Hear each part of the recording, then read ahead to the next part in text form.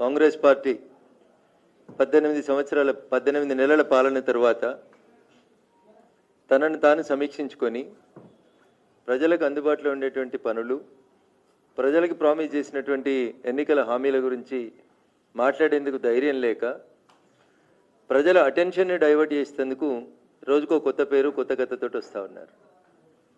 దేశమంతా నిన్నటికి ఎమర్జెన్సీ వచ్చి 50 సంవత్సరాలు పూర్తయిందని చెప్పి జూన్ 25వ తారీఖుకి ఈ దేశమంతా ఎమర్జెన్సీని, ఇందిరమ్మని, భారత రాజ్యాంగాన్ని కాలరాసినటువంటి చీకటి రోజుల్ని గుర్తు చేసుకొని భవిష్యత్ తరాలకి ఎమర్జెన్సీ గురించి తెలియజేసేటువంటి కార్యక్రమాలు నడుస్తుంటే జిహెచ్ఎంసీ మేయర్ కాంగ్రెస్ పార్టీ కొంచెం అంత అవగాహన, ఇంకేమైనా మాట్లాడాలంటే ఇంగిత జ్ఞానాల్ని పక్కన పెట్టి 5 రూపాయలకు అన్నం పెట్టే అన్నపూర్ణ క్యాంటీన్ల పేర్లని ఈ దేశంలో ఎమర్జెన్సీ తీసుకొచ్చి ప్రజాస్వామ్యాన్ని కాల రాసినటువంటి ఇందిరమ్మ క్యాంటీన్ల పేరుగా మార్చడం అనేది కాంగ్రెస్ పార్టీ యొక్క దౌర్భాగ్యాన్ని, వాళ్ళ యొక్క దిగజారుడితనాన్ని తెలియజేస్తుంది తప్ప ఇంకొకటి కాదు.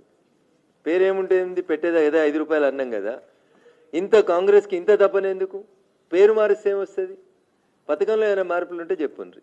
5 రూపాయలకు అన్నపూర్ణ పథకం ఎవరు పెట్టినరో నడుస్తూ ఉన్నది, తింటా ఉన్నారు, అయిపోయింది. ఇలా పేరు మార్చి అర్జెంటుగా దానికి ఇందిరమ్మ పేరు పెట్టాల్సినటువంటి అవసరం ఏమొచ్చింది?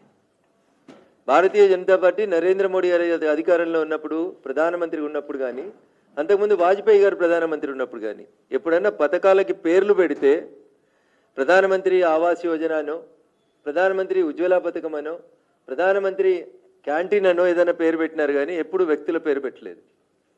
కాంగ్రెస్ తాను చేసినటువంటి తప్పిదాలను తెలుసుకోకుండా ప్రతిదానికి ఇందిరమ్మ పేరు పెడితే ప్రజలు కనీసం ఆ చీకటి రోజులు గుర్తొస్తే ఇందిరమ్మ పేరు చెప్తేనేటువంటి కనీస అవగాహన లేకుండా జిహెచ్ఎంసీలో పెండింగ్లో ఉన్న సమస్యలు చాలా ఉన్నాయి. మంచినీళ్ళు సరిగా వస్తలేవు, మోరీలు సరిగా లేవు, కొత్తగా ఏర్పాటవుతున్నటువంటి కాలనీలలో అక్రమ కట్టడాలు నడుస్తూ ఉన్నాయి, రేషన్ కార్డులు లేవు, కొత్త పెన్షన్ లేవు, మీరు చెప్పినటువంటి మహిళలకు స్కూటీ లేదు, మహిళలకు ఇస్తానటువంటి 2500 వస్తలేవు, నిరుద్యోగులకు వస్తాన 4000 వస్తలేవు. వీటి గురించి మాట్లాడితే జిహెచ్ఎంసీ మేయర్ గారు ఏమైనా అందంగా ఉండేది? లేదా ప్రజల నిత్యావసరాలు, ప్రజల సౌకర్యాలు ఇంకా బోరబండకెళ్ళి ఇంతగా కొంతమంది వచ్చిపోయినారు. ఒక బస్తీలో స్ట్రీట్ లైట్లు లేవని దరఖాస్తు వస్తూ ఉంది. మేయర్గా మీరు ఏమైనా పని చేయాలంటే స్ట్రీట్ లైట్ల గురించి చూడండి. వీధి కుక్కలు చిన్న పిల్లల మీద దాడి చేసి కరిసి చంపేస్తున్నాయి అనేటువంటి వార్తలు వస్తే కళ్ళకెళ్ళి నీళ్ళు వస్తున్నాయి. అమ్మ మేయర్ గారు మీరు స్పందించాల్సింది వాటి మీద. అన్నపూర్ణ క్యాంటీన్ తీసుకుపోయి ఇందిరమ్మ క్యాంటీన్ అని పేరు మార్చినంత మాత్రాన జిహెచ్ఎంసీకి ఏం ఫలితం కాదు, కాంగ్రెస్ ప్రభుత్వానికి పెద్దగా వచ్చేటువంటి క్రెడిట్ కూడా ఏం కనబడతలేదు ఇక్కడ. కాబట్టి దయచేసి రాష్ట్ర ముఖ్యమంత్రి గారికి నేను చెప్పేది ఏంటంటే పథకాల పేర్లు మార్చడం బంద్ చేయండి, ప్రచార ఆర్భాటాలని తగ్గించుండ్రి, ఎన్నికల కంటే ముందు ప్రజలకు ఇచ్చినటువంటి వాగ్దానాలని నెరవేర్చేందుకు కాంగ్రెస్ పార్టీ ముందుకు పోవాలి.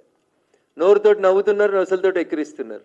ఊర్లలోకి పోతే జనం నవ్వుతూ ఉన్నారు మీరు చేసేటువంటి పనులను చూసి. ఏ ఒక్క పని కూడా గత 18 నెలలలో మీరు చేసిన ఏ ఒక్క పని కూడా ఎండ్ రిజల్ట్ ఇస్తలేదు, అంటే పేదోడికి ఫలితం చేరతలేదు.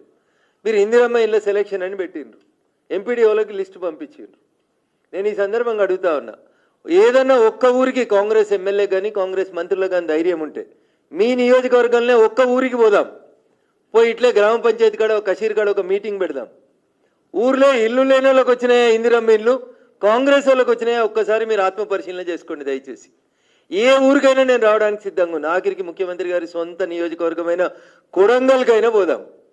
ఒక ఊరికి పోయి కషీర్ కాడకి ఇట్లా మీటింగ్ పెట్టి పోలీసు వాళ్ళు బందోబస్తు లేకుండా ఊరోళ్ళందరినీ పిలిచి బయట వాళ్ళు ఎవరు తీసుకుపోకుండా ఇందిరమ్మ ఇండ్లు ఈ ఊర్లో అందరు గరీబులకు వచ్చినాయా కాంగ్రెస్ వాళ్ళకి వచ్చినాయా అని అడుగుండ్రు.